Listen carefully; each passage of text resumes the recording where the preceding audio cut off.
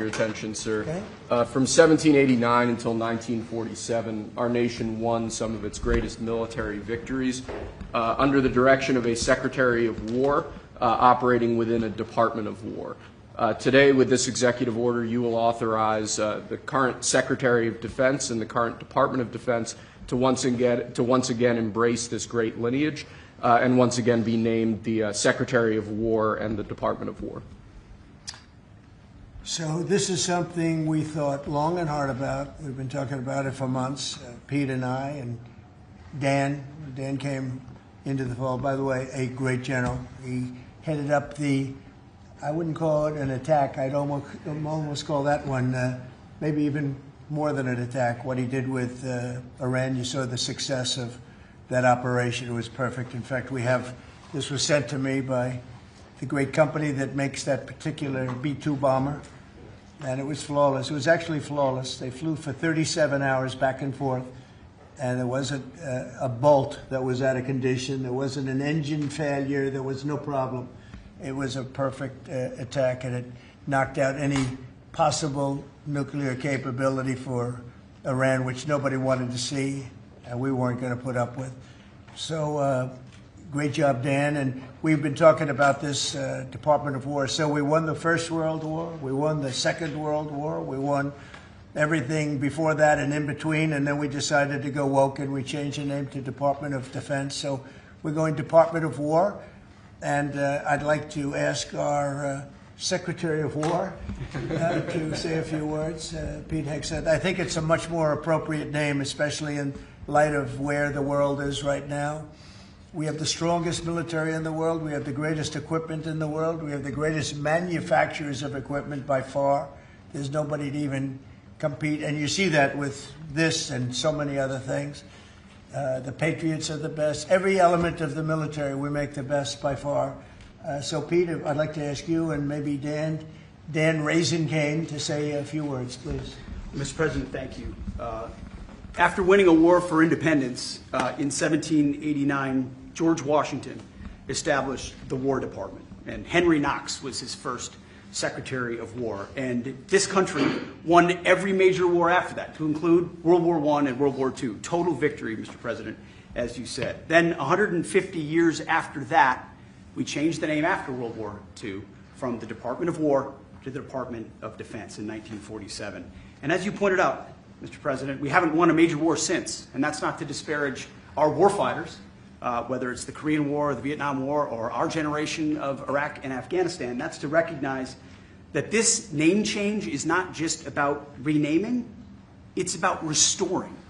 Words matter. It's restoring, as you've guided us to, Mr. President, restoring the warrior ethos, restoring victory and clarity as an end state, restoring intentionality to the use of force.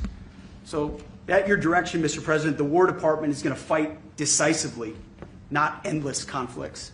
It's going to fight to win, not to lose. We're going to go on offense, not just on defense. Maximum lethality, not tepid legality. Violent effect, not politically correct. We're going to raise up warriors, not just defenders. So this War Department, Mr. President, just like America, is back. Thank you for your leadership and your clarity. We're going to set the tone for this country. America first, peace through strength, brought to you by the War Department. We're back. All right, thank you very much. Very well stated, and really it has to do with winning. We should have won every war. We could have won every war, but we really chose to be very politically correct or wokey, and we just fight forever. And then we'd, win, we wouldn't lose, really. We just fight to sort of tie. We never wanted to win. Wars that every one of them we would have won easily with just a couple of little changes or a couple of little edicts. I was told that ISIS would take 5 years to win.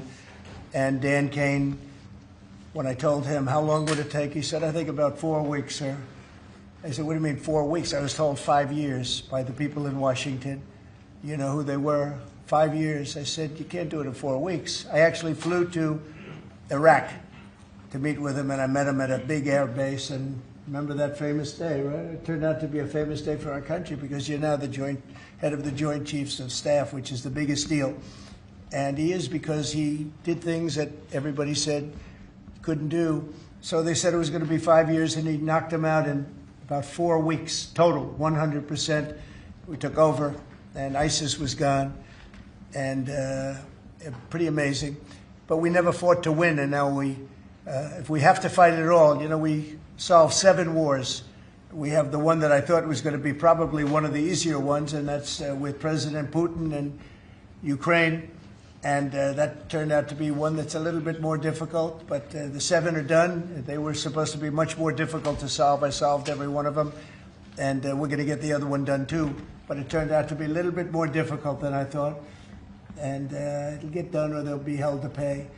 But because they're losing 6 to 7, it used to be 5. I used to tell you 5. Now it's almost 7. I guess 7,000 people last week. 7,813 people, young soldiers, died. Russian and Ukrainian, not American soldiers. But it's a shame. And it's just, they're human lives, and I want to see it stop. But General Kane's done a fantastic job. And again, defeated ISIS, which they said would take a long time.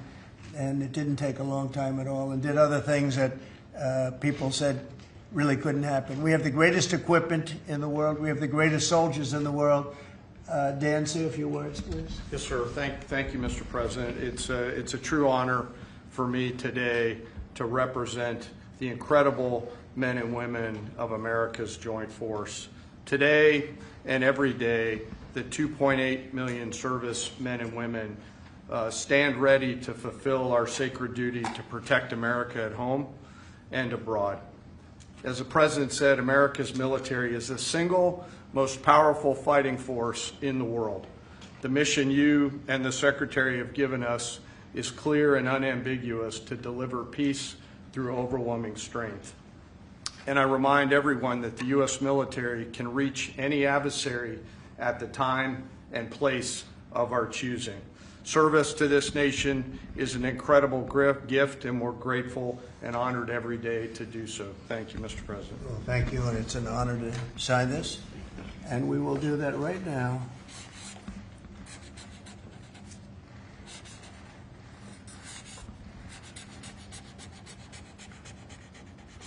I think that's a big one, I'll be honest. I think